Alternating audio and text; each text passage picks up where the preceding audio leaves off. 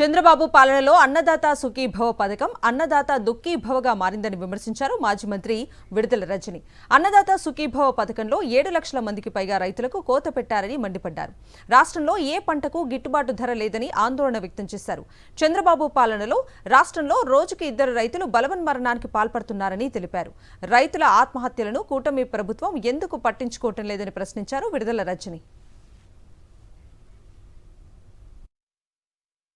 పొగాకుకు ధర లేదు, మామిడి రైతులకు ధర లేదు, అలాగే ఆక్వా రైతుకు ధర లేదు, శనగలకు ధర లేదు, మొక్కజొన్న పంటకు ధర లేదు.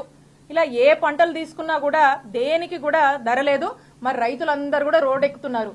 మరి రోడ్డెక్కి ఇంత పెద్ద ఎత్తున కూడా మరి యాజిటేషన్స్ చేస్తుంటే వాళ్ళ బాధలు ప్రభుత్వానికి వినిపించేలాగా వాళ్ళ గోడు వినిపిస్తే ఎక్కడా కూడా మరి చంద్రబాబు నాయుడు గారి ప్రభుత్వానికి పట్టట్లేదు.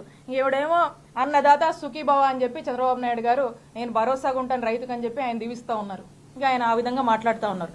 అందరం కూడా చూస్తూ ఉన్నాం. కాబట్టి ఇది అన్నదాత సుఖీభవ కాదు, ఇది చంద్ర దుఃఖీభవ అని రైతుల పాలిట అని చెప్పి మేము నామకరణం చేస్తూ ఉన్నాము. ఈరోజు ఈ పల్నాడు జిల్లాలో చిలకలూరుపేట నుంచి చంద్రబాబు నాయుడు గారు మాట్లాడారు. ఇదే జిల్లాలో ఇదే నియోజకవర్గంలో నాదెండ్లలో 2 రైతులు ఆత్మహత్య చేసుకున్నారు. మరి ఇంతసేపు ఉన్నారు కదా, మరి ఆ రైతులను ఎందుకు పరామర్శించలేదు? వాళ్ళ కుటుంబాలను ఎందుకు పరామర్శించలేదు? వాళ్ళ గోడు వినిపించలేదా చంద్రబాబు నాయుడు గారికి? వినుకొండలో ఒక వ్యక్తి రైతు ఆత్మహత్య చేసుకున్నాడు ఈ జిల్లాలోనే, మరి వారి గురించి ప్రస్తావించలేదు.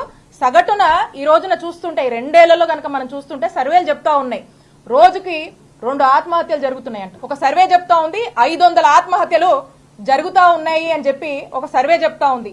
మరి ఇవన్నీ కూడా మీ దృష్టికి రావట్లేదా అని చెప్పి నేను అడుగుతా ఉన్నాను చంద్రబాబు నాయుడు గారిని. వీళ్ళ గోడు ఎందుకు వినిపించట్లేదు అని చెప్పి చంద్రబాబు నాయుడు గారిని ప్రశ్నిస్తా ఉన్నాను.